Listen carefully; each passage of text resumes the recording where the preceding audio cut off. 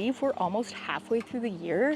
And if you set some big goals in January but are starting to feel burned out or overwhelmed with the chaos going on in the world, or even just wondering where the time went, or if you're starting to freak out because sales are slowing down, but it happens every year.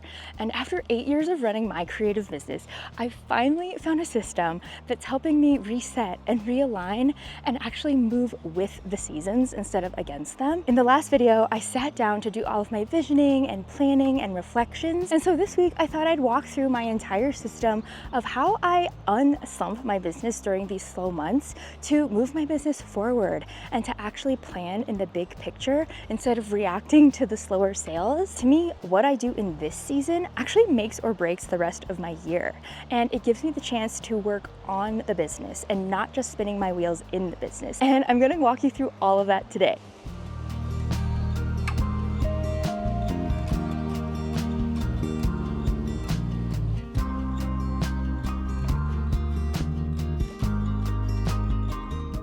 The unslump is not my original phrase. I got it from a podcast that I used to listen to that doesn't exist anymore called the Merriweather podcast. She would always describe the unslump as the slower season where you can actually find more clarity and create more strategic action. And I think a lot of the times we view slowness in our business as a bad thing, like we're doing something wrong, or like it's our fault, or we're not messaging right, or our copy's not working, or our content isn't getting engaged with.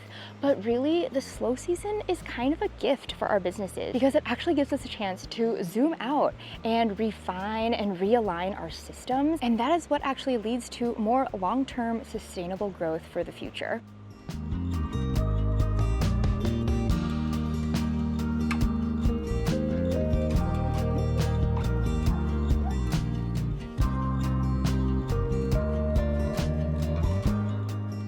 The reset is really 3 main steps: reflection, visioning, and planning.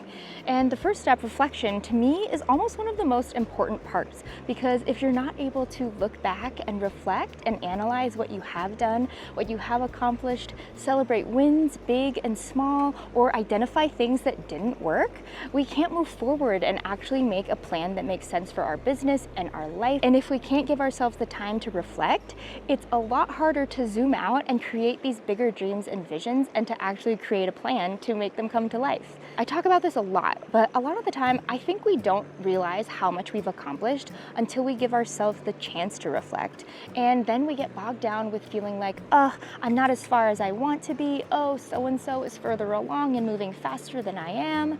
But when you actually sit and celebrate wins, both big and small, both in your business and in your personal life, it really shows you a clearer picture of what you've been able to accomplish. And if all that is having carved out time to focus on your own mental health, energy, and capacity and let things in the business slow down, that is a huge win. And I think a lot of us don't take the time to acknowledge that. Once we've had the chance to do that, then we can actually zoom out and vision and plan for what's next.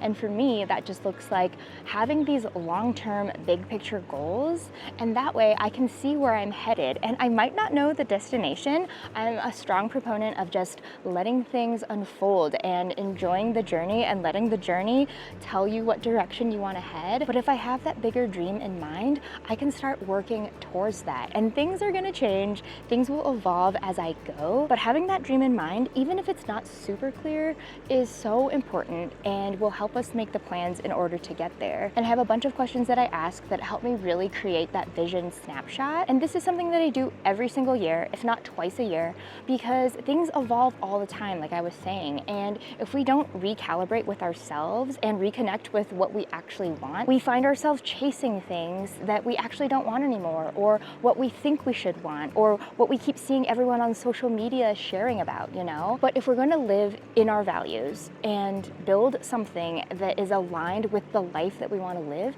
we need to know what that dream looks like. And the third thing is to map it all out, but to align these goals with our current energy and the current season that we're in both life and business.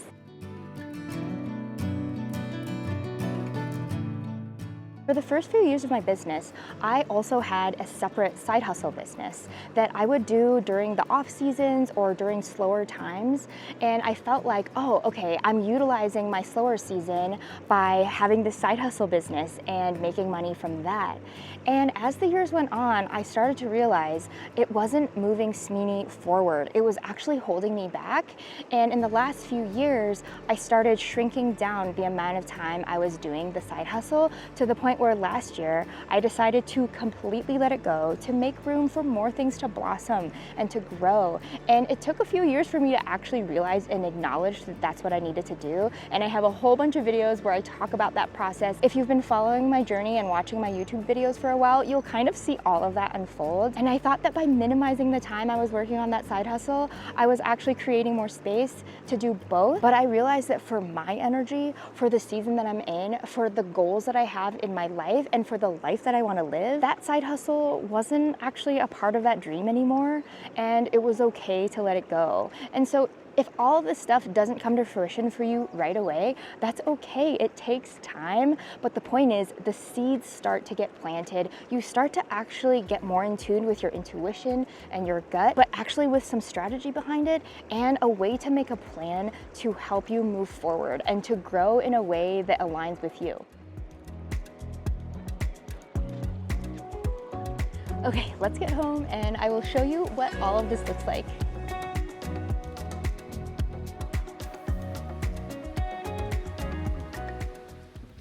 Okay, we are back in the studio. I grabbed a yerba and I am going to open up Notion and my notebooks and we'll go through how I reset my entire system.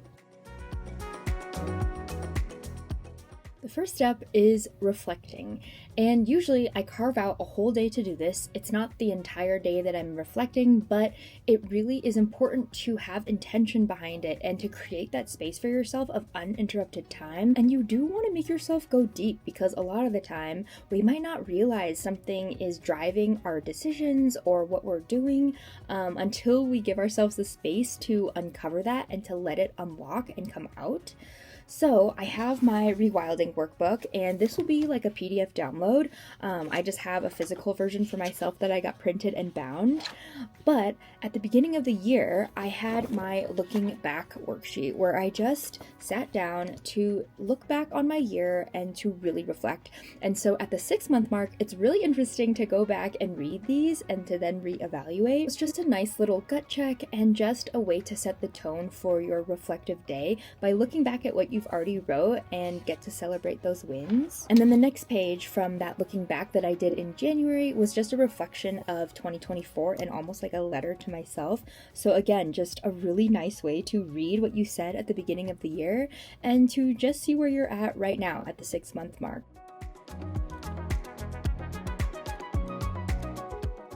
I don't know if you do a word of the year, but it is something that I've been doing for the last, I don't even know how long, and it's always been so helpful and almost like a North Star, where when I find myself veering away from this word that I've chosen, it helps me realign and just refocus my priorities and let all these other things fall away. Because as a creative business owner, especially if you are a solopreneur, there are always so many shiny objects and distractions and things that we could be doing or we think we should be doing.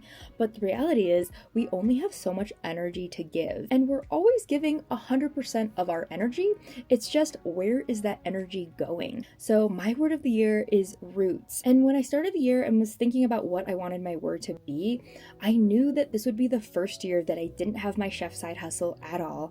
I knew this was a year that I wanted to invest back into my learning, my personal growth, and really things in my business that I had always DIY'd or bootstrapped, but felt like this was the year that I wanted to invest back in my business in a way that could create more major shifts.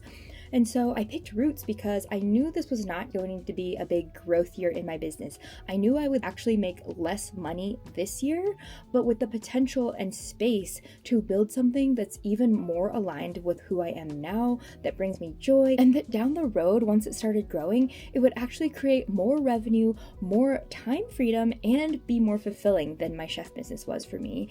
And so roots is really just a reminder for myself that this is a year to slow down, to set these foundations, to rebuild things and to refine these structures for myself, because roots take time to nurture. And we think, oh, we plant seeds, we see the fruit right away. Nature's not like that. Business isn't like that either. Our lives aren't like that. So it was just a reminder for me. And every time I think, I should be further along, or I should be doing this and this and this, I come back to roots and I think, is this actually building more foundation for myself? Or is this something that I should actually wait and focus on later once these roots have been properly nurtured?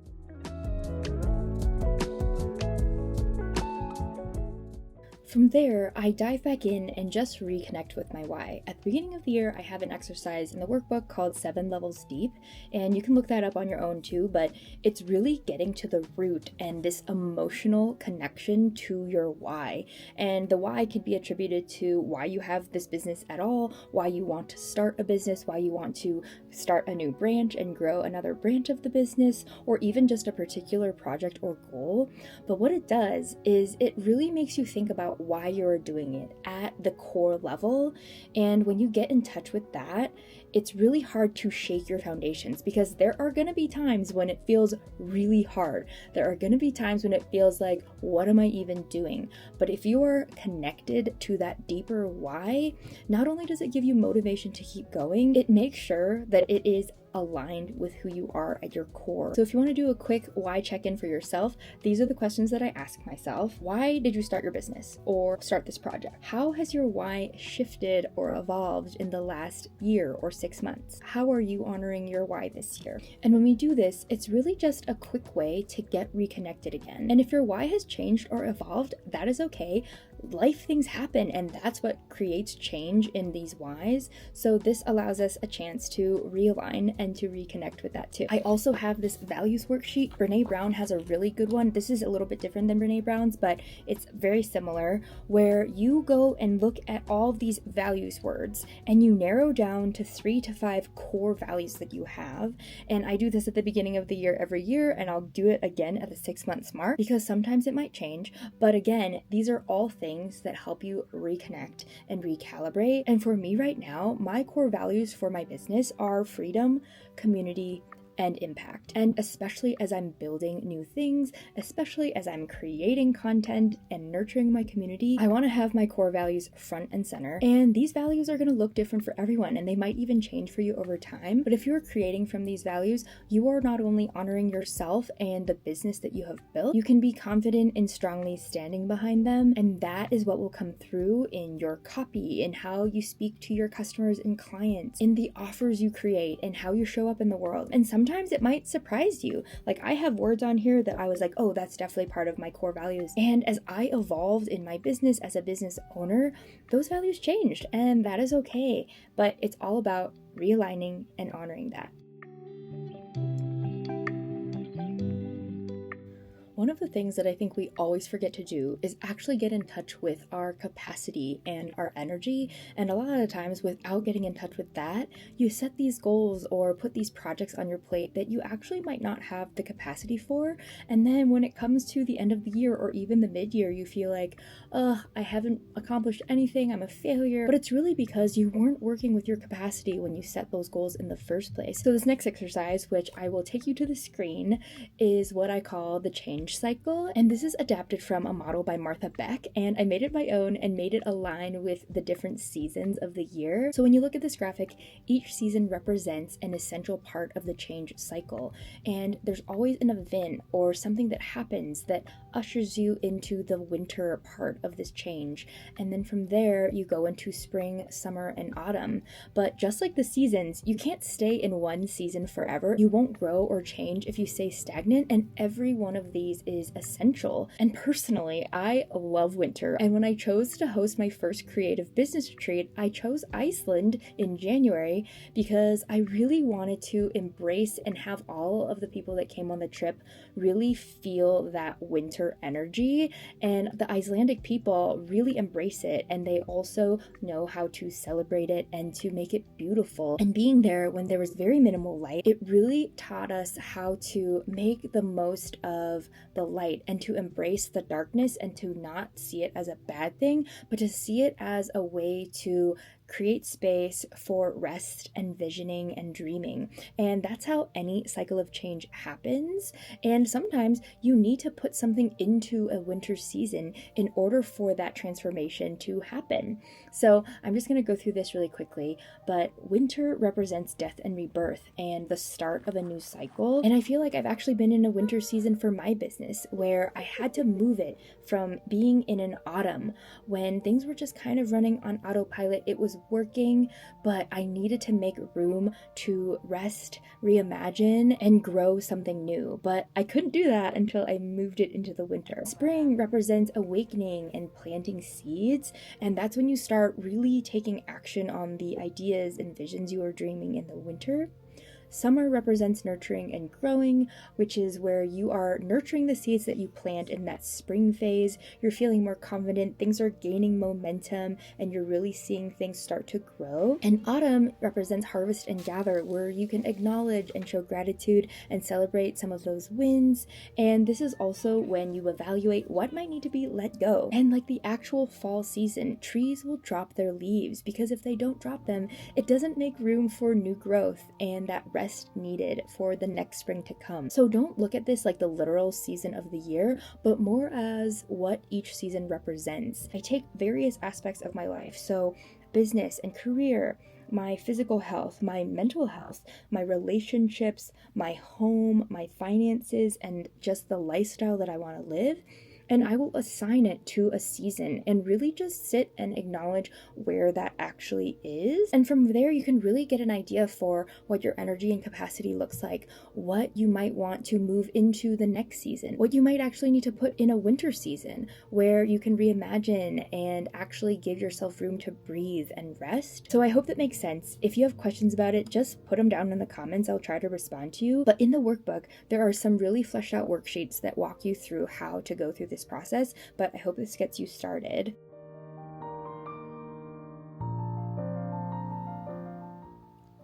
Okay, so now that we've done a lot of that dreaming and reflecting, we can really start now analyzing things and really getting into the nitty-gritty. This next section is where you'll look at what is working, what is kind of working, and what's not working. And this can be all aspects, so both life and business. And if you don't have a business yet, this can be really applicable for your life and what might actually give you the capacity and energy if you want to grow a business to start that, or if you just want to have a little bit more creativity and freedom in your life, how that might look. But the things that are working are, if you have a business, what is both bringing you revenue and profit, but also something you enjoy and that feels fulfilling and that lights you up. Things that are kind of working might be like things that are generating revenue, but they're unfulfilling, or you just don't want to make them anymore, or it's working with clients that just don't feel aligned. For me, it was actually my chef business where it was generating revenue, but the energy it was taking from me was not working. And on the other side of what's kind of working, it might be something that's not generating any revenue,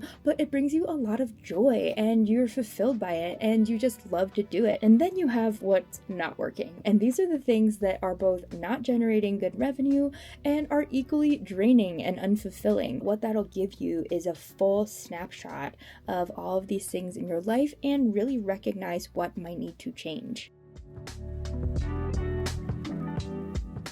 So now I'm going to open up Notion, and that's where I take all of my reflections and the visioning and all of the exercises that we did in the workbook and input it into one place. So now I have this snapshot of all the work we just did, and I can check in with it again and again. And this is also where I do all of my actual planning and projects and tasks. And everything you see here is stuff that I have input from all of this visioning and planning. And some of the stuff I did in January, so that's where I put my word of the year. It's just some place to keep it, and my why for that being my word of the year, and what does prioritizing this mean for my life and business. I also had my top 5 personal goals and my top 5 biz goals, and it's just a place where I can check in with it. I also have this clarity journal where maybe weekly or monthly I'll go into it and just jot down a bunch of things, and it's really showing me what feels aligned and resistant, because sometimes you can't really see it day to day, but when you start to recognize the pattern of, this continues to feel resistant, maybe I should think of switching it up or making a shift. And coming down here, you have the 1 year vision snapshot, and I really attach emotion words to this. Like by the end of the year, how do I want to feel? And that's kind of a guidepost in what kinds of goals you set, what kind of projects you want to start, and just the intention you bring when you come to even setting these goals or working on these projects. And then I also have key milestones that I want to reach in the next year.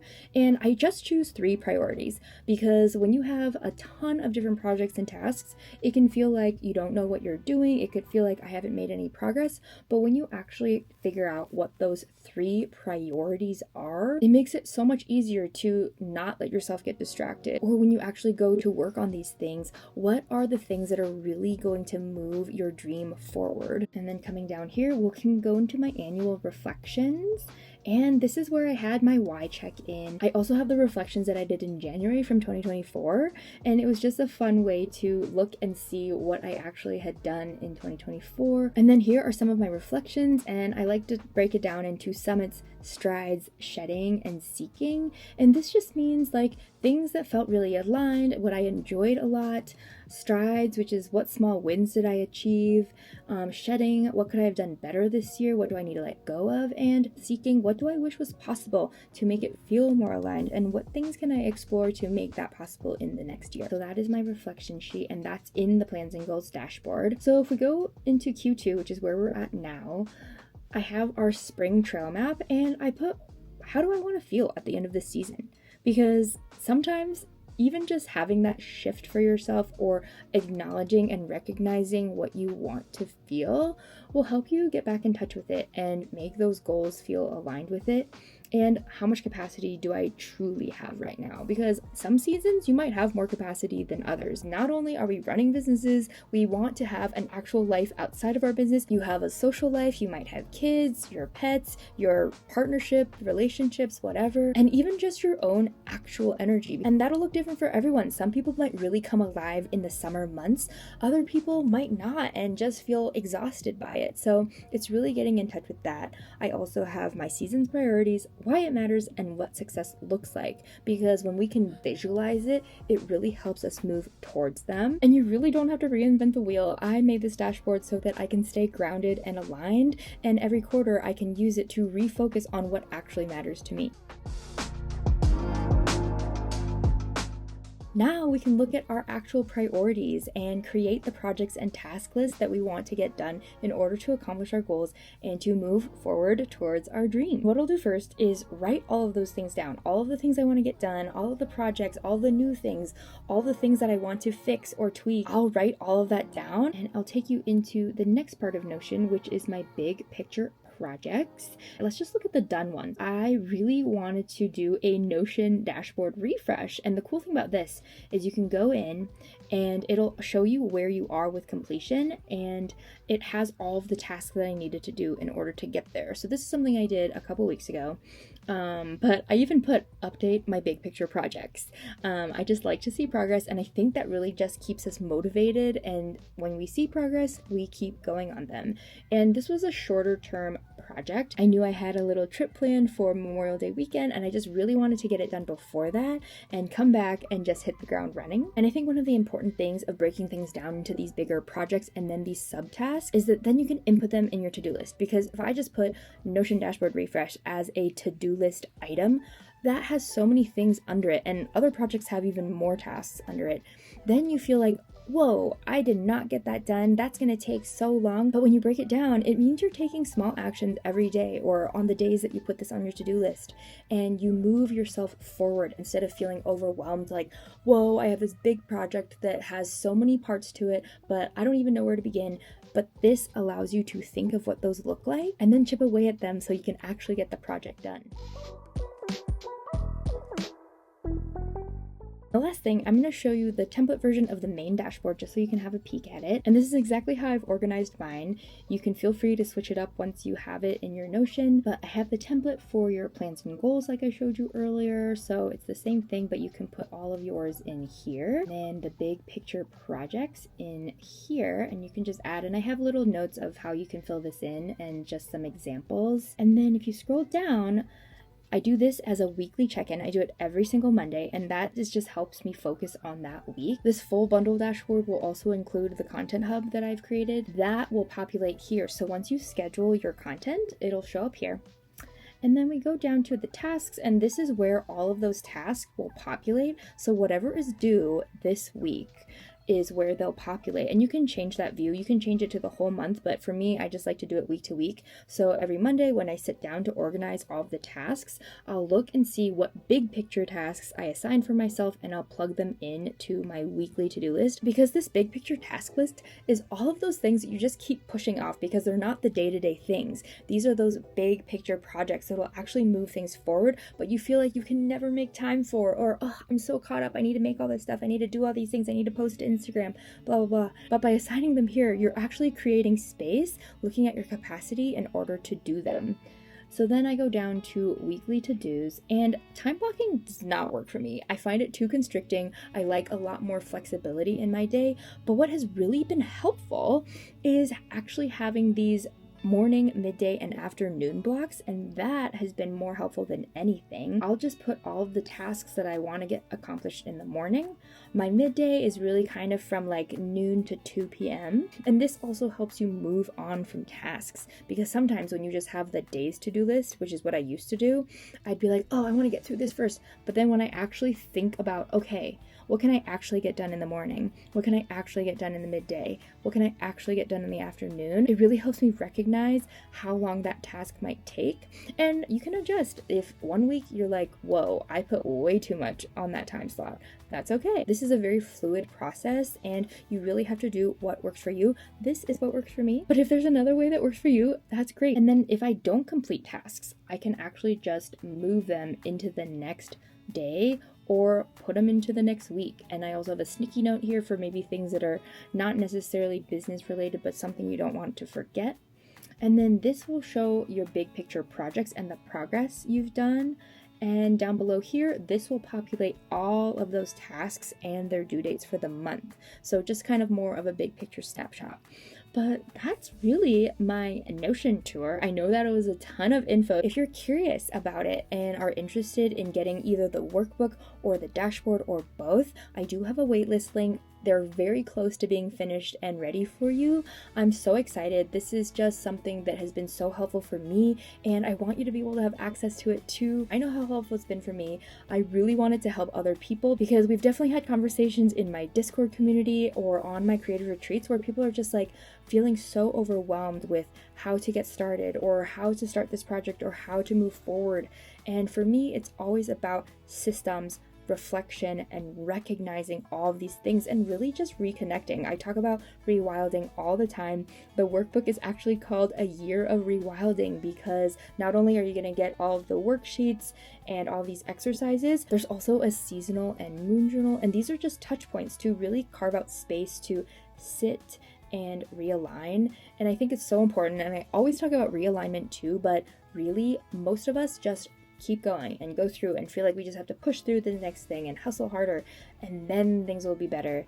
But the reality is, if you don't create that space, it's never going to happen. For me, this was a multiple day project that I really sat down and took a lot of time and energy to do. But it is something that is non-negotiable for me. I do it every single year, and it has truly made such a big difference in my business, in my personal life, and even just 10 minutes in the morning to get intentional and maybe journal a little bit. If that's all you have the capacity for, that is not nothing. Taking 10 minutes for yourself to actually sit and reflect is huge, and you'll be surprised at what that can do for your business and your life. So again, if you want more support in creating your own new rhythms and systems, I have a waitlist down below for the Rewilding Workbook and the Notion dashboard. And if you're feeling behind, you're not. You are in a new season and you're recalibrating. And like I said in the beginning, a slow season in sales does not mean you're failing. It is an invitation to slow down and to work on these things that you might not get to when you're really busy. I hope this was helpful. You are not alone on your journey. If you like this video, don't forget to like and subscribe. It really does help the channel. And I'm just so grateful that you're here with me on my journey, and I will see you in the next video.